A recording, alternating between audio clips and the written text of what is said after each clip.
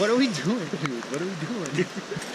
We're about to spend the next 3 days in New Hampshire's White Mountains.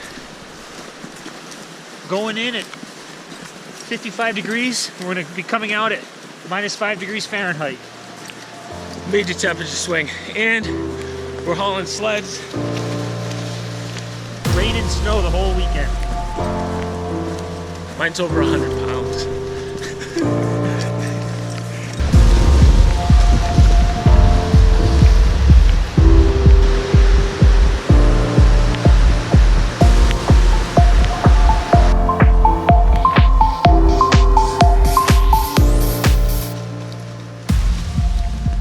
There's about 2 feet of snow out here, but there's so much rain. I think there was about 2 inches of rain they had today.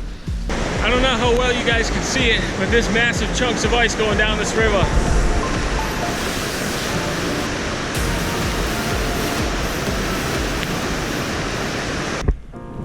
We are like just a couple miles in, but it took us a long time because there's so much snow.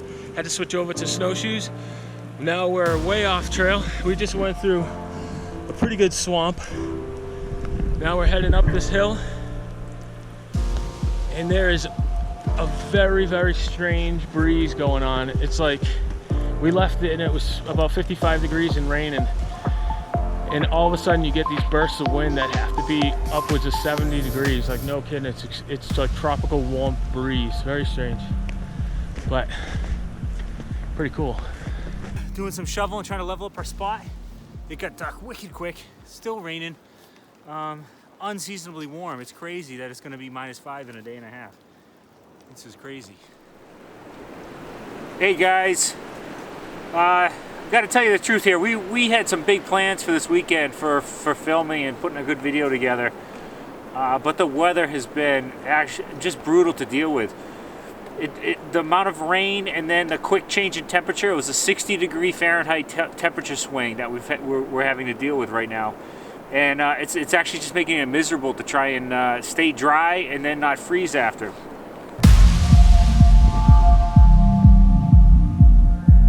We came out here and we were actually gonna have a competition, and I thought I had this thing in the bag because traditional Inuit style, nice and long poles, long sled. I got this one.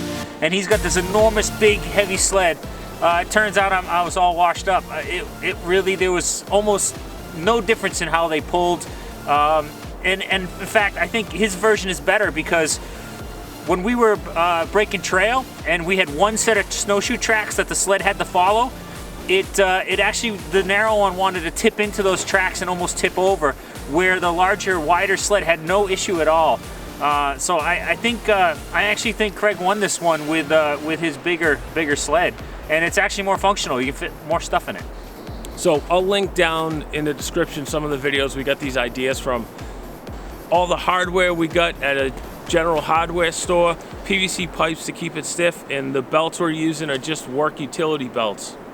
We knew when we were coming in it was going to be pouring rain and we were going to be downright soaked and it was going to be in the dark. And we also knew it was going to go from 55 degrees Fahrenheit down to well below 0. And that's a dangerous situation. We are miles from anyone right now. So to play it safe and quite honestly be a little more comfortable, we decided to give hot tenting a try. So we've got a propane heater, some propane tanks, and our Mountain Guide, Sierra Designs Mountain Guide tarp. And so far it's working out quite well.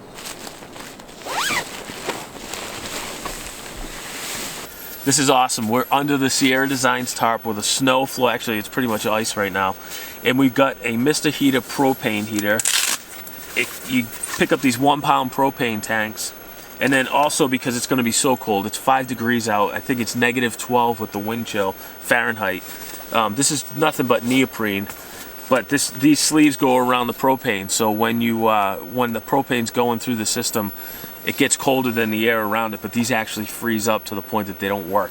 So you stick a couple hand warmers on here, wrap it up in the sleeve, and you're good to go. And it's warm in here. We have enough tanks to keep us going through the night. And this is the only heater we found that was safe for indoor use. That has a CO2 sensor, has a tip sensor. Real quick tip, when you're hot tenting, and especially if you have a high roof, the heat rate rises very, very quickly. So we put a battery operated fan up at the top and we're blowing that heat back down, and I can actually feel it from the fan right now. It works well. My wife made me some chili and then dehydrated it. So we're gonna give this a try. Can't wait.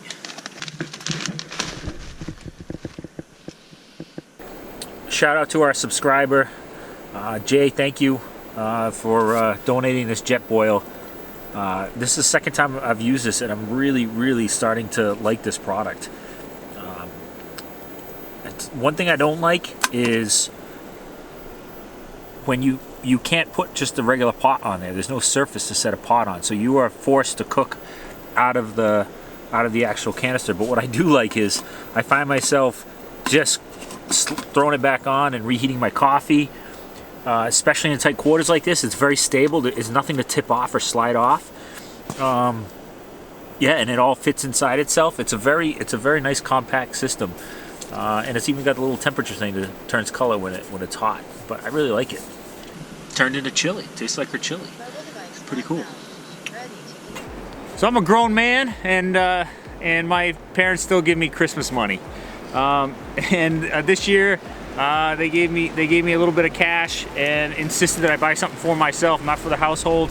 And this year I picked up this B1 EXT. It's from Backcountry Access, and honestly I can't say anything bad about it. It's very lightweight. This is our first use, but it is very robust. Cut through the ice no problem, and gets fairly compact. When we showed up in the dark, we had a very uneven spot. We had to level. You can see how much we leveled here to get this 10-foot diameter tent flat, and this handled the job no problem. After one use, I think it's highly recommended product. After 24 hours in the tent, you start to go a little mad. Man, it's been pouring rain. Then it went crazy cold. All of a sudden the sun busts out for a few minutes, and we said we got to get out of this tent. We've been sitting in that tent for like 18 hours. Just hunkering down because it's been brutally windy and rainy and snowy and sleet. So we're gonna go do some exploring right now.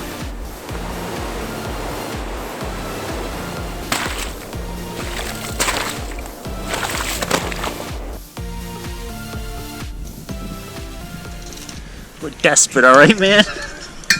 We dumped our mac and cheese noodles. We were counting on that meal, so I just scoop them up, and now I'm gonna rinse them. John likes to make fun of me because I bought these Goose Down booties. 850 fill down, waterproof, from goosefeet.com. They are a sleeping bag for your feet, and it's -5 degrees tonight, and I am nice and warm. And John has on some Canada Goose mittens on his feet. Can you see what I'm doing to you right now? That's not possible. You can't hold one toe up.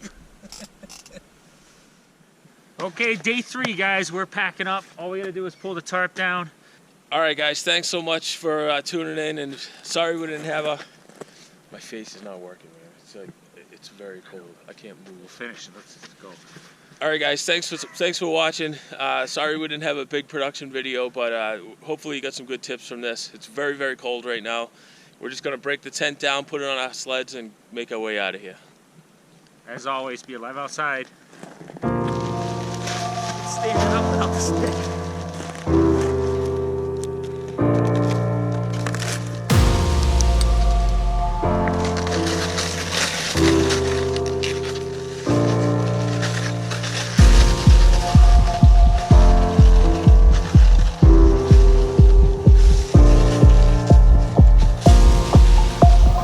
We're in the middle of the White Mountains National Forest.